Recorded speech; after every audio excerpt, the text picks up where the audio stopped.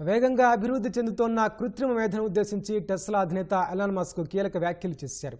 ఓ startup సదస్సులో పాల్గొన్న Musk అన్ని ఉత్పత్తులు, సేవలను ఏఐ ఆధారిత సాధనాలు, రోబోలు అందిస్తాయని అంచనా వేశారు. అదే జరిగితే మరెవ్వరికీ ఉద్యోగాలు ఉండకపోవచ్చని వివరించారు. భవిష్యత్తులో ఉద్యోగం చేయడం కేవలం ఐచ్ఛికంగా మాత్రమే మారుతుందని, హాబీ కోసమే ఉద్యోగాలు చేసే పరిస్థితులు వస్తాయని పేర్కొన్నారు.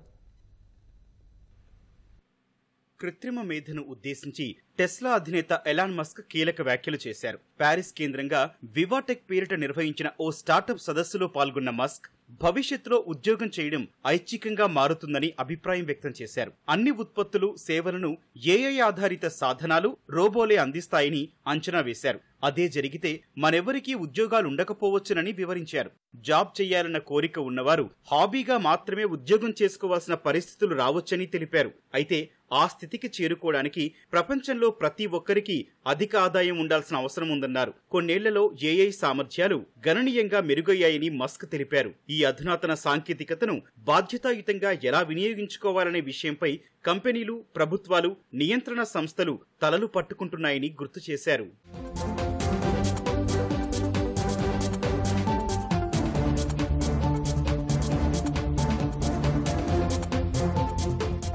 తనను వ్యక్తిగతంగా భయానికి గురిచేసేది సాంకేతికత మాత్రమేనని ఎలాన్ మస్క్ చెప్పారు. ఇయాన్ బ్యాంక్స్ రాసిన కల్చర్ సిరీస్ పుస్తకాల్లో చూపించిన కల్పిత ప్రపంచం భవిష్యత్తులో ఆవిష్కృతమయ్యే అవకాశాలు మెండుగా ఉన్నాయన్నారు. అయితే ఏఐ అభివృద్ధి అనేది ఖచ్చితంగా చెడు పరిణామం మాత్రం కాదని నమ్ముతున్నట్లు మస్క్ తెలిపారు. ఏఐ, రోబోట్లు కావలసిన ఏవైనా వస్తువులు, సేవలను అందిస్తాయని వివరించారు. అటు తల్లిదండ్రులకు మస్క్ కీలక సూచన చేశారు. సామాజిక మాధ్యమాల్లో పిల్లలు గడిపే సమయాన్ని నియంత్రించాలని సూచించారు. ఆ యాప్లకు అలవాటు పడటం వల్ల డోపమైన్ హార్మోన్ గరిష్ట స్థితికి చేరే పరిస్థితులు వస్తున్నాయన్నారు. ఆ యాప్లకు ఆకర్షితులయ్యేందుకు ఏఐతో ప్రోగ్రామ్ చేస్తున్నారని వెల్లడించారు.